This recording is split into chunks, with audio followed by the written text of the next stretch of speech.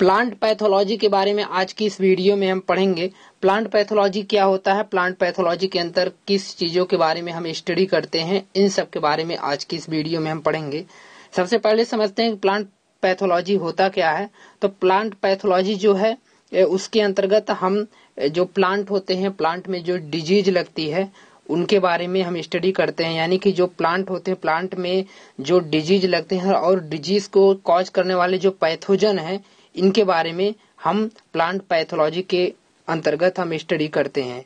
तो plant pathology के अंतर्गत कौन कौन सी फील्ड्स हैं जिनके अंतर्गत हम प्लांट पैथोलॉजी को क्लासिफाइड करके उसकी डिफरेंट ब्रांचेज में उसकी स्टडी करते हैं, इन सब के बारे में आज की इस वीडियो में हम पढ़ेंगे। तो चलिए शुरू करते हैं।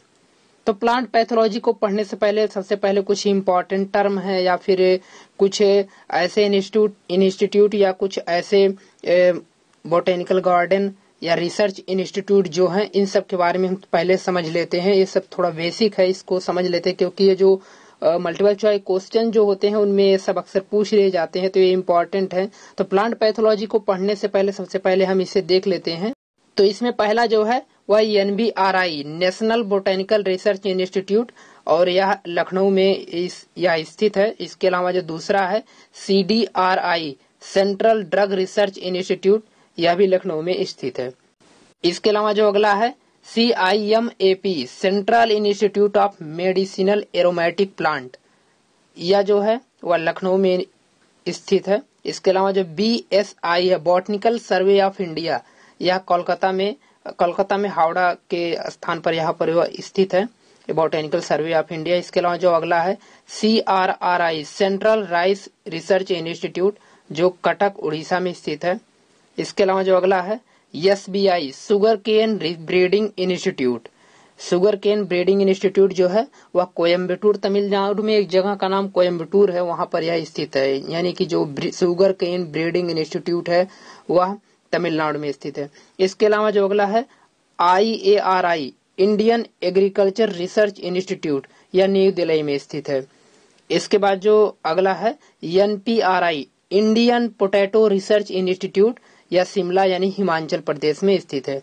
इसके अलावा जो अगला है NEERI national environmental energy research institute, national environmental energy research institute. इसके अलावा जो अगला है वह CPRI central potato research institute, ये महाराष्ट्र में स्थित है। इसके अलावा जो अगला है CARI central agriculture research institute, यह न्यू दिल्ली में स्थित है। इसके अलावा जो अगला है CIARI central institute of agriculture research institute, new Delhi में यह स्थित है। इसके अलावा जो अगला है CIRI central tobacco research institute, Andhra Pradesh, यानी ये आंध्र प्रदेश में स्थित है। इसके अलावा अगला जो है CAZRI central arid zone research institute, Jodhpur Rajasthan में जो स्थित है।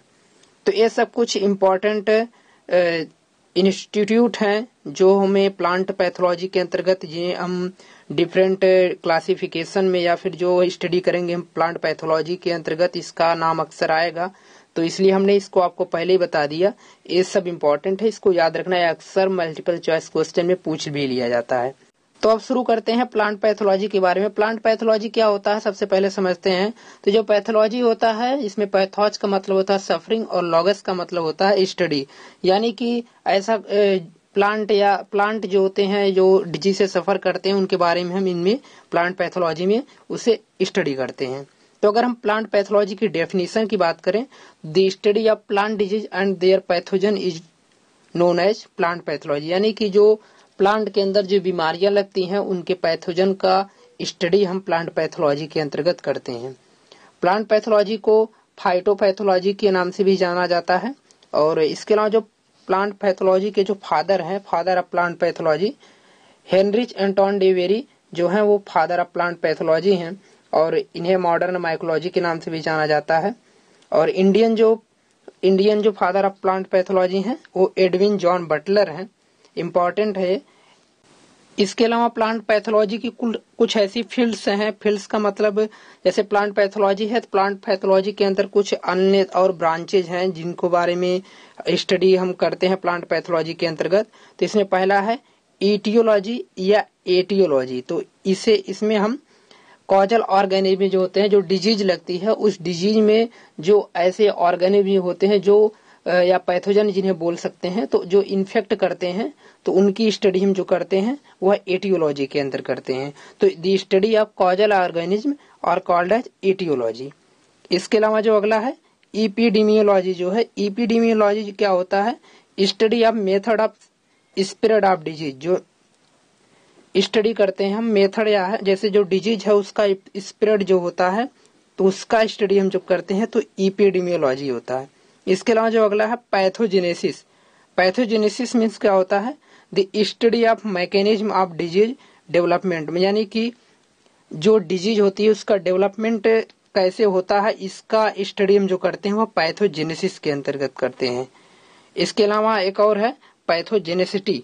पैथोजेनेसिटी का मतलब होता है the ability of pathogen to cause disease और टू इन्फेक्ट द होस्ट, यानी जो पैथोजन है या फिर जो भी डिजीज कॉजिंग जो एजेंट है वह किसी पर्टिकुलर प्लांट के ऊपर कैसे इन्फेक्ट कर रहा है, तो इन सब के बारे में, या फिर इन्फेक्ट कर रहा है या किसी होस्ट के ऊपर जो इन्फेक्ट कर रहा है, तो इसके अंतर्गत हम पैथोजेनेसिटी के अंतर्गत इसे स्टडी करते हैं। इसके अलावा जो अगला है इनेकुलम। इनेकुलम का मतलब क्या होता है, if is the plant of pathogen which is transmitted to और कॉन्टेक्ट द होस्ट, यानी कि यह पैथोजन का एक पार्ट होता है। It is the part of pathogen, यानी ये पैथोजन का एक पार्ट होता है जो ट्रांसमिट होता है, या एयर के थ्रू हो सकता है या फिर किसी भी तरीके से हो सकता है, और होस्ट के अंतर्गत या जाकर कांटेक्ट करे, उसके बाद होस्ट के अंतर्गत या एंट्री करे, तो जो है कैपेबल टू इन्फेक्शन होस्ट, यानी कि जो होस्ट के अंतर्गत या इन्फेक्शन करे, तो इस जो पूरी प्रक्रिया होती है इसे इनेकुलम बोलते हैं। तो अभी हमने आपको जो प्लांट पैथोलॉजी है, प्लांट पैथोलॉजी के अंतर्गत जो कुछ फील्ड्स होते हैं, तो इन सब के बारे में आपको बताया, इम्पोर्टेंट है, याद रखने जरूरी है। इसके बाद इसमें डिजीज है, तो डिजीज को समझ लेते हैं। Disease is the manufacturing of caused by continuous irrigation, यानी कि कंटीन्यूअस इरिगेशन की वजह से किसी भी प्लांट के अंदर जब उसमें कंटीन्यूअस इरिगेशन होता है तो उसे डिजीज बोला जाता है। इसके अलावा जो डिजीज है उसको 3 कैटेगरी में क्लासिफाइड किया गया है, उसके अकरेंस के आधार पर, उसके जियोग्राफिकल डिस्ट्रीब्यूशन के आधार पर, और जो उसके एक्सटेंट हो रहे हैं जो हैं उनके आधार पर इसे 3 कैटेगरी में डिवाइड किया गया है। जिसमें पहला है on the basis of extent. तो इसके अंदर 2 तरीके की डिजीज होती है, एक लोकलाइज डिजीज होती है, एक सिस्टमेटिक डिजीज होती है।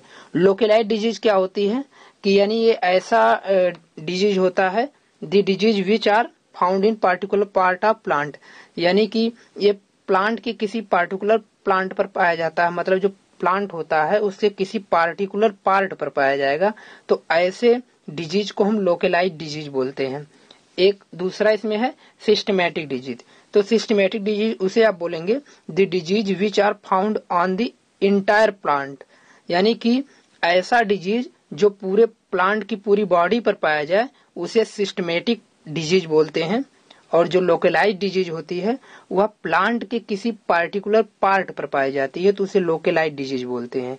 और लेकिन यहाँ पर जो सिस्टमेटिक डिजीज जो होता है वह प्लांट के पूरी इंटायर पार्ट पर, यानी पूरी पार्ट पर पाया जाए, तो उसे हम सिस्टमेटिक डिजीज बोलते हैं। इसके बाद इसमें है on the basis of occurrence. Occurrence के आधार पर जो डिजीज है उसके बारे में इसे क्लासिफाइड किया गया है। तो on the basis of primary infection, primary infection के आधार पर जो प्लांट है उसे फॉलोइंग स्टेप में डिवाइड किया गया है। पहला इसमें है सॉइल बॉर्न डिजीज, दूसरा एयर बॉर्न डिजीज और तीसरा सीड बॉर्न डिजीज। तो सॉइल बॉर्न डिजीज में क्या होता है, disease which caused by soil pathogen, यानी ऐसा डिजीज जो सॉइल के पैथोजन के द्वारा काज हो, उसे हम लोग सॉइल पैथोजन डिजीज बोले या सॉइल बॉर्न डिजीज बोलेंगे। यानी कि ये जो पैथोजन होते हैं सॉइल में ऐसे ही पड़े रहते हैं, और जब इनका फेवरेबल समय आ जाता है तो ये किसी जो प्लांट इसमें लगाया जाता है तो उनके जड़ में इन्फेक्शन कर देते हैं, तो इसे हम सॉइल बॉर्न डिजीज बोलते हैं। तो इसमें है the pathogen of this disease are present in soil, यानी कि इसके जो पैथोजन जो होते हैं, इस डिजीज के जो पैथोजन होते हैं वे सॉइल में पड़े रहते हैं। व्हेन द क्रॉप इज सोन, जब ये क्रॉप लगाई जाती है, जब फसल लगाई जाती है, द पैथोजन बिकम एक्टिव, तो जो पैथोजन होते हैं वे एक्टिव हो जाते हैं, एंड इन्फेक्शन टेक्स प्लेस या और ये इन्फेक्शन कॉज करते हैं। इसके एग्जाम्पल जैसे फ्यूजेरियम हो गया, राइजोपस, पाइथीनियम, पाइथोप्थोरा, ये सब जो है एग्जाम्पल है। इसके बाद इसमें जो on the basis of occurrence के आधार पर जो हमने डिजीज को 3 कैटेगरी में डिवाइड किया था, तो इसमें जो दूसरा है एयरबॉर्न डिजीज। एयरबॉर्न डिजीज में क्या होता है, disease whose pathogen are found in air, यानी कि ऐसा डिजीज जिसके जो पैथोजन होते हैं वो एयर में पाए जाते हैं, तो ऐसे डिजीज को हम एयरबॉर्न डिजीज बोलते हैं। इसमें क्या होता है, the pathogen infect the host plant through the air, यानी कि जो इसमें पैथोजन जो होता है, इसके जो पैथोजन होते हैं ये एयर में उड़ते रहते हैं और जैसे ही प्लांट के ऊपर ये कांटेक्ट में आते हैं उसमें डिजीज कॉज करते हैं। तो ऐसे पैथोजन को हम ऐसे डिजीज को हम एयरबॉर्न डिजीज बोलते हैं। तो ये पहले करते क्या है कि एयर से आकर प्लांट के ऊपर अटैक करते हैं। उसके बाद सेकेंडरी इन्फेक्शन क्या करते हैं, ये रस्ट को कॉज कर सकते हैं, मिल्ड्यू लीव कर सकते हैं, स्पॉट डिजीज कॉज कर सकते हैं, यानी कि रस्ट भी कॉज कर सकते हैं, मिल्ड्यू लीव कर सकते हैं और स्पॉट डिजीज भी ये कॉज कर सकते हैं। तो ये हुआ एयरबॉर्न डिजीज के बारे में। इसके बाद इसमें है seed borne disease. Seed borne disease आप उसे बोलेंगे the disease which is found in spore seed vegetative propagative structure और known as seed borne disease, यानी कि ऐसा डिजीज जो उसके सीड के स्पोर में ही पाया जाए तो उसे हम सीड बॉर्न डिजीज बोलते हैं। इसके बाद इसमें है on the basis of geographical distribution, यानी जो जियोग्राफिकल डिस्ट्रीब्यूशन होता है उसके आधार पर जो डिजीज होती हैं उसको 4 कैटेगरी में डिवाइड किया गया है। तो इसमें पहला है एपिडेमिक डिजीज, दूसरा एंडेमिक डिजीज, तीसरा स्पोरेडिक डिजीज और जो चौथा है वह पैंडेमिक डिजीज है। तो इसमें पहला जो है वह एपिडेमिक डिजीज है। एपिडेमिक डिजीज क्या होता है, the disease which occur in large area, यानी कि ऐसा डिजीज जो बहुत लार्ज एरिया में, जिसका प्रकोप बहुत लार्ज एरिया में है, तो उसे एपिडेमिक डिजीज बोलते हैं। तो इसमें जैसे क्या है कि लाइक ए कंट्री, स्टेट और district are known as epidemic disease, यानी कि ऐसा डिजीज जो पूरे कंट्री में फैल जाए या किसी डिस्ट्रिक्ट में, पूरे डिस्ट्रिक्ट में फैल जाए या पूरे स्टेट में फैल जाए तो उसे एपिडेमिक डिजीज बोलते हैं। इसमें जैसे एग्जाम्पल पे लेट ब्लाइट ऑफ पोटैटो, यानी आलू में झुलसा रोग, और leaf spot of rice, rice की जो लीफ होती है इसमें स्पॉट आ जाना, और blast disease of rice, rice में जो ब्लास्ट डिजीज होती है उसके बारे में। तो ये सब क्या है, एपिडेमिक डिजीज है। एपिडेमिक डिजीज उसे आप बोलेंगे जो पूरी एक लार्ज एरिया में, पूरी कंट्री में हो, पूरी डिस्ट्रिक्ट में हो, पूरी स्टेट में हो, तो ऐसा जो डिजीज होता है उसे एपिडेमिक डिजीज बोलते हैं। इसके अलावा जो अगला है एंडेमिक डिजीज। एंडेमिक डिजीज क्या होता है, the disease which are restricted in particular area, यानी ऐसा डिजीज जो किसी एक पर्टिकुलर एरिया में हो, तो ऐसे डिजीज को हम एंडेमिक डिजीज बोलते हैं। एग्जाम्पल में black wart of disease of potato, यानी कि पोटैटो में ब्लैक वर्ट डिजीज का लगना, और यह किसके थ्रू होता है, सैंकिट्रियम इंडोबायोटिकम, इस फंगस के थ्रू इसे इनमें इन्फेक्शन होता है। इसके अलावा जो अगला है स्पोरेडिक डिजीज। स्पोरेडिक डिजीज क्या होता है, the disease which occur at A irregular interval, यानी कि ऐसा डिजीज जो एक इंटरवल के बाद आए, मतलब कुछ टाइम तक आए उसके बाद फिर रुक जाए, उसके बाद फिर अटैक करे, तो ऐसे डिजीज को स्पोरेडिक डिजीज बोलते हैं। और ये जो डिजीज होता है, the disease irregular intervals and location are known as sporadic disease, यानी कि यह एक इंटरवल के थ्रू होता है तो इसे हम स्पोरेडिक डिजीज बोलते हैं। एग्जाम्पल में angular leaf spot of cotton and blotch disease of cucumber, इसका एग्जाम्पल है स्पोरेडिक डिजीज का। इसके अलावा जो अगला है वह पैंडेमिक डिजीज। पैंडेमिक डिजीज क्या होता है, the disease which occur all over the world, ऐसा डिजीज जो पूरे वर्ल्ड में फैल जाए तो उसे हम पैंडेमिक डिजीज बोलते हैं। जैसे एग्जाम्पल में आलू में झुलसा रोग, यानी लीट ब्लाइट ऑफ पोटैटो। तो ये हुए कुछ आज की इस वीडियो में कुछ डिजीज के बारे में। तो आज की इस वीडियो में हमने प्लांट पैथोलॉजी के अंतर्गत कुछ उसके इंट्रोडक्शन के बारे में आपको बताया, इंट्रोडक्शन के साथ साथ इम्पोर्टेंट टर्म्स जो थे उनके बारे में भी। तो अगर आपको यह वीडियो इन्फॉर्मेटिव लगा हो तो इसे लाइक करना ना भूलें, साथ ही साथ चैनल को सब्सक्राइब करें और बेल आइकन को प्रेस करें ताकि आप वीडियो देख पाएं सबसे पहले।